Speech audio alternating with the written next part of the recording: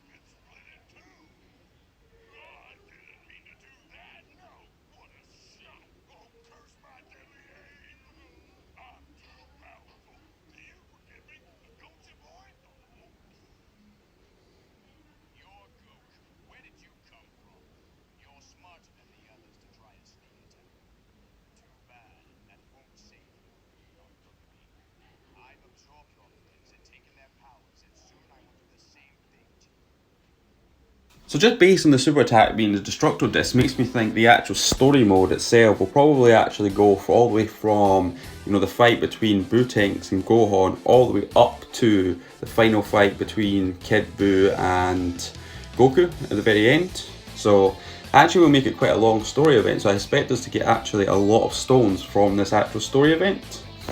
Either that or we'll get multiple story events actually added into the game, where this free-to-play unit, this free-to-play Goku comes from one story event and the Hercule comes from another story event. But either way, it still probably means quite a lot of extra stones for you, all you sort of free-to-play players who are trying to get, you know, as many stones as they can to summon on the dual Dokkan Vest, so that's always good news. Let's also just have the other thing that kind of backs this up as well is the name of the passive skill. It's called the Supreme Kai's Life, so that's obviously, you know, representative of when Goku was brought to life by the old Supreme Kai in the series.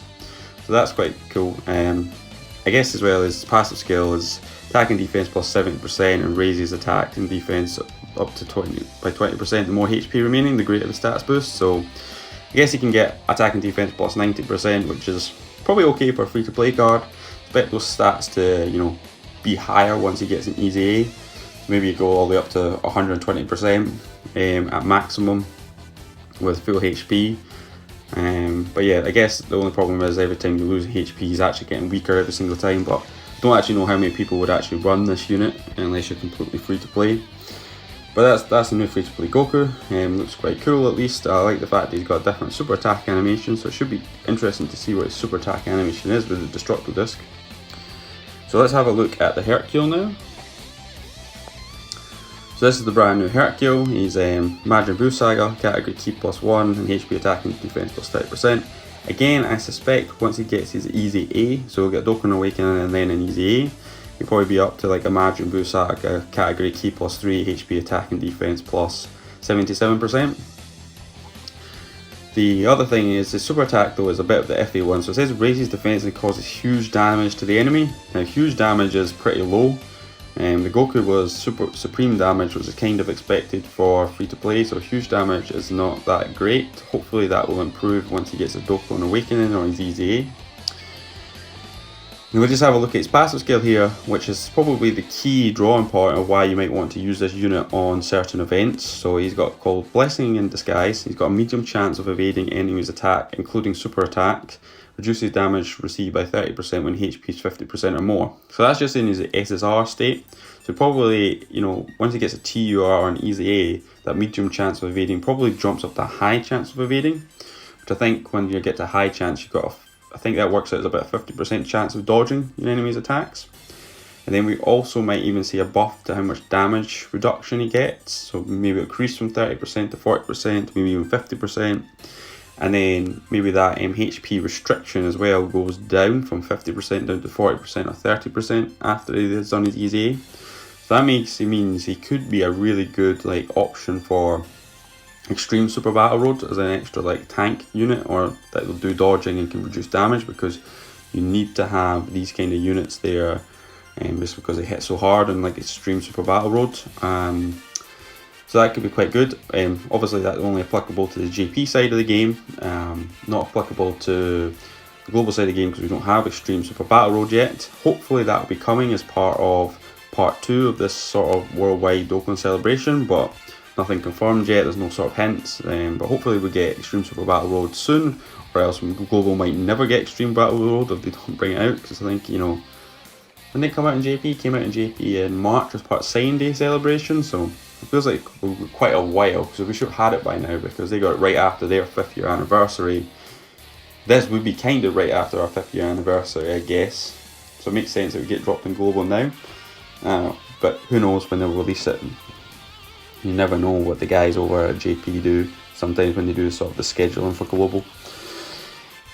Anyway, so the other thing I wanted to talk about is obviously I want to say thanks to the guys on the Twitter page here. So I want to say thanks to the guys on the Twitter page as well, this for Hydros and Air Dokkan and other people in the Twitter community, and just give a shout out to them for actually putting up this information here about what the card arts are for the new Super Vegito and Buuhan are.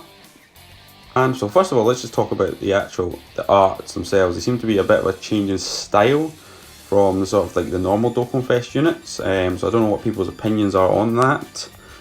I personally am not a huge fan of these arts. I think they look more similar to Legends type arts than they do Dokkan arts, and I guess the idea is it's supposed to be showing them more and they're doing an actual full super attack animations, but I'm not a huge fan of them. I think I would prefer more traditional kind of Dokkan arts where they're just kind of standing in a pose. But that's just my opinion. Maybe you guys let it, you know, maybe you guys prefer these kind of arts. Let me know in the comments below what you think of these arts as well. So that's really interesting. It's sort of changing the art style a little bit. I don't know if that's going to be a permanent change going forward, or whether that's just going to be just for these units as part of the celebration. We'll just have to wait and see. But that's kind of my thoughts on the arts. I kind of prefer more traditional Dokkan arts than either of them. I think to me the buuhan looks a little bit better than the actual Super Vegito though. So hopefully you know the rest of the card looks really good, and it's just the art's a little bit of an issue. It's not such a big deal, and hopefully still has awesome Dokkan Dokkan animations. For the super attack animations look really awesome and things like that. So just have to wait and see when the information on these cards probably drop, and probably the first time we'll see that is a part of the Dokkan Now. Which is take place on Friday night if you live on west coast of America, but you know it might be in the early hours of Saturday morning depending on where else you live. Anyway, that's all I kind of had to say on the Dokkan news side of things, on the updates. I just want to also give you guys a quick channel update. So one thing, I think I mentioned this maybe in the past before, but I'm be studying to do an actuary, become a qualified actuary in the UK, and you know I thought I'd been done with my exams at my last exam sitting in April, which gave me the time to actually do these kind of Dokkan videos. But one of the problems is I failed one of those exams, so I actually have my final. I have to resit my final kind of exams at the end of September. So based on that, I'm going to have to spend a lot of time focusing just on doing my studies, and it'll give me less time to actually do videos, guys. So I just want to say thank you for the support so far, and just to let you know that my videos are probably going down to be one a week, really going forward during the worldwide anniversary where I study for the exams at the end of September. It's really annoying because it's obviously a really hype time in Dokkan, so plenty of content to be making. But please follow me over on Twitter at Dragonball AG, because I will, and I'll also leave a link to my Twitter in the description below, and then in the video description, below. So you can keep up to date with all my latest thoughts on what I think about the celebration as we go through it. I'll also probably post some summons. I still intend to upload a few videos. I've got a few ideas as well. It can be a little bit different from other Dokkan YouTubers out there, so you can be hopefully more entertaining than just normal summon videos, just have a bit of a twist on them. But we'll just see how often I actually am able to do this, just depending on how my studying is actually going. Anyway, thanks for watching the video. If you like the content being put out, please give it a thumbs up, the video, and if you also subscribe to my channel, that would be particularly great. Also, as already mentioned, please follow the link to my Twitter so you can keep up to date with all my daily thoughts on everything to do with Dragon Ball. And I'll catch you guys in the next video. Bye.